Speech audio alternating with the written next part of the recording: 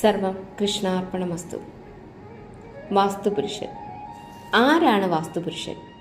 ഗ്രഹനിർമ്മാണ ഘട്ടങ്ങളിൽ വാസ്തു നോക്കുമെങ്കിലും വാസ്തുപുരുഷനെക്കുറിച്ചുള്ള അറിവ് പലർക്കും പരിമിതമാണ്. നാം ഗ്രഹം പണിയുന്ന വസ്തുവിലും ആ ഗ്രഹത്തിലും വസിക്കുന്ന ദേവനാണ് വാസ്തുപുരുഷൻ. ഗ്രഹത്തിൻ്റെയും ഗ്രഹവാസികളുടെയും സംരക്ഷണത്തിൽ വാസ്തുപുരുഷന് അതിപ്രധാന സ്ഥാനമാണുള്ളത്.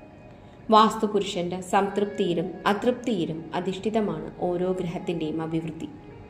വാസ്തുപുരുഷന്റെ ജനനം ത്രേതായുഗത്തിലാണെന്ന് വിശ്വസിക്കപ്പെടുന്നു. പരമശിവനും അന്ധകാരൻ എന്ന രാക്ഷസനും തമ്മിൽ നടന്ന ഘോര യുദ്ധത്തിനു ഇടയിൽ പരമശിവന്റെ ശരീരത്തിൽ നിന്ന് ഉതിർന്നു വീണ വിയർപ്പു തുള്ളി ഭീകര രൂപം പ്രാപിച്ച് ജഗത് മുഴുവൻ നിറഞ്ഞു നിൽക്കുന്ന ഭൂതമായി മാറുകയായിരുന്നു എന്നാണ് ഐതിഹ്യം. അസാമാന്യ ശക്തിയുണ്ടായിരുന്ന ഈ ഭൂതം ദേവന്മാരെ സദാ ആക്രമിച്ചുകൊണ്ടിരുന്നു. ഒടുവിൽ സഹികെട്ട ദേവന്മാർ രക്ഷയ്ക്കായി ബ്രഹ്മാവിനെ പ്രാപിച്ചു. യുദ്ധം ചെയ്ത് തോൽപ്പിച്ച് ഭൂതത്തിനെ ഭൂമിയിലേക്ക് വലിച്ചെറിയാതെ ദേവലോകത്തിന് രക്ഷയുണ്ടാകില്ല എന്ന് ബ്രഹ്മാവ് ദേവന്മാർക്ക് ഉപദേശം നൽകി. തുടർന്ന് ദേവന്മാരും ഭൂതവുമായി കടുത്ത യുദ്ധം നടന്നു. യുദ്ധത്തിനൊടുവിൽ ദേവന്മാർ ഒത്തുചേർന്ന് ഭൂതത്തിനെ ദേവലോകത്തു നിന്നും ഭൂമിയിലേക്ക് വലിച്ചെറിഞ്ഞു. ഭൂമിയിൽ നിലം പതിച്ച ഭൂതം ഭൂമിയാകമാനം വ്യാപിച്ചു. ശിരസ് വടക്ക് കിഴക്ക് കോണിലും കാൽപാദങ്ങൾ തെക്ക് പടിഞ്ഞാറ് കോണിലും കൈകൾ രണ്ടും തെക്ക് കിഴക്കിലും വടക്ക് പടിഞ്ഞാറിലുമായി ഭൂമിയെ വലയം പ്രാപിച്ചതിനാൽ ഭൂതം വാസ്തുപുരുഷൻ എന്ന പേരിൽ അറിയപ്പെട്ടു. ഭൂമിയിൽ കിടന്ന് പൂർണ്ണമായും ഭ്രമണം ചെയ്തു തുടങ്ങിയ വാസ്തുപുരുഷൻ ഭൂമിയിലെ മനുഷ്യരെ ആക്രമിച്ചു തുടങ്ങി. ആക്രമണങ്ങളിൽ ഭയചകിതരായ മനുഷ്യർ തങ്ങളുടെ രക്ഷയ്ക്കായി ബ്രഹ്മാവിനോട് പ്രാർത്ഥിച്ചു. തുടർന്ന് വാസ്തുപുരുഷന്റെ ശക്തിയെ വീണ്ടും ക്ഷയിപ്പിക്കുവാൻ ബ്രഹ്മാവ് തീരുമാനിച്ചു.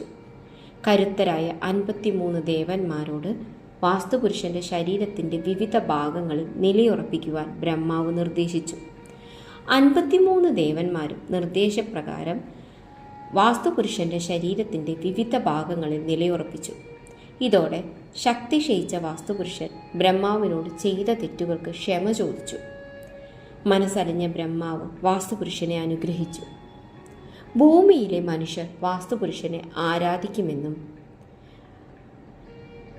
ശിലാന്യാസം, കട്ടിളവെപ്പ്, ഗ്രഹപ്രവേശം എന്നീ അവസരങ്ങളിൽ മനുഷ്യരെല്ലാം നിന്നെ പൂജിക്കും എന്നും അനുഗ്രഹിച്ചു.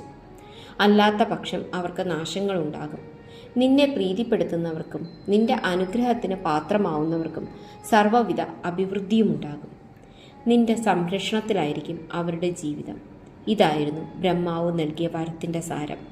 തുടർന്ന് മനുഷ്യരാശിയുടെ പൂജകളും പ്രാർത്ഥനകളും ഏറ്റുവാങ്ങി വാസ്തുപുരുഷൻ ഭൂമിയാകമാനമായി നിലകൊള്ളുന്നു. ഇതാണ് നിലനിൽക്കുന്ന വിശ്വാസം. സർവം കൃഷ്ണാർപ്പണമസ്തു. നന്ദി.